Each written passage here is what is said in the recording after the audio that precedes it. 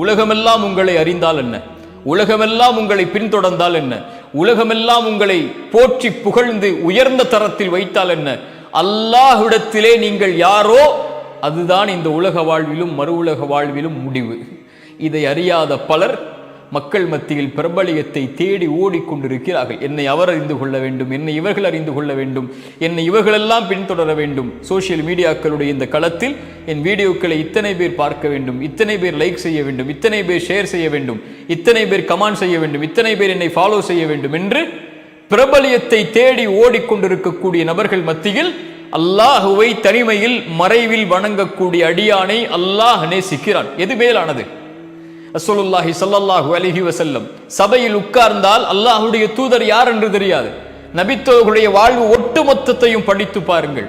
இரவில் ஒரு நபித்தோழர், ஒரு ஏழ்மையான நபித்தோழரை அழைத்து சென்று வீட்டில் உணவை கொடுத்தார்.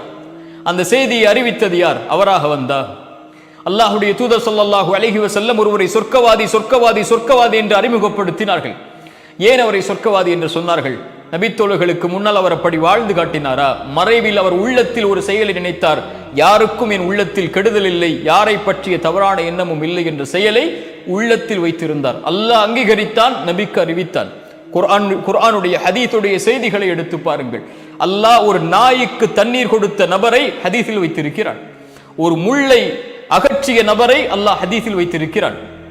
அல்லாஹ் ஒரு மரத்தை பாதைக்கு இடையூறு தருவதற்காக வைத்திருந்த மரத்தை வெட்டி வீசியவரை அல்லாஹ் ஹதீஸில் வைத்திருக்கிறான்.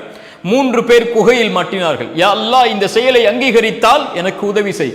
ஒருவர் சொன்னார், என் பெற்றோர்கள் சாப்பிடாமல் நான் சாப்பிட மாட்டேன். ஹதீஸில் இருக்கிறார் அவர்.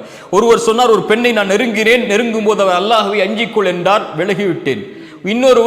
ஒருவர் எனக்கு கூலியாக கொடுத்து ஒருவருக்கு நான் கூலி கொடுத்தேன், அவர் வாங்காமல் சென்றார், அந்த கூலியை பாதுகாத்து ஆட்டு மந்தைகளை வளர்த்தேன், அதை அவர் வந்ததற்கு பிறகு அதை அவருடைய கரத்தில் கொடுத்தேன் என்று யா அல்லாஹ் நீ அங்கீகரித்தால் இந்த உதவியை செய்கின்றார்கள். இந்த 3 பேரும் 3 அல்லாஹ்விற்காக செய்த காரியங்களை கூறி இந்த 3 பேரும் இந்த ஹதீஸில். ஏன்? இவர்கள் மக்களுடைய அங்கீகாரத்தோடு இந்த செயலை செய்ய வேண்டும் என்று ஆசைப்படவில்லை. இவர்கள் எதிர்பார்த்ததெல்லாம் அல்லாஹ்வின் அங்கீகாரத்தை மட்டுமே. மக்களுடைய பார்வைக்காக செயலை செய்தால் ரசூலுல்லாஹி ஸல்லல்லாஹு அலைஹி வஸல்லம் சொன்னார்கள், ஷிர்க், இணை வைப்புடைய மறை இணை வைப்பு. ஒருவன் தொழுகையை தொழுவான், மக்கள் அந்த தொழுகையை தொழுவான், மக்களுக்கு அருகில் அதை அலங்கரித்து, மக்களுடைய பார்வைக்காக அதை அலங்கரித்து இவன் இணை வைப்புடைய மறைவை செய்கிறான் என்று அல்லாஹ்வுடைய தூதர் சொன்னார்கள்.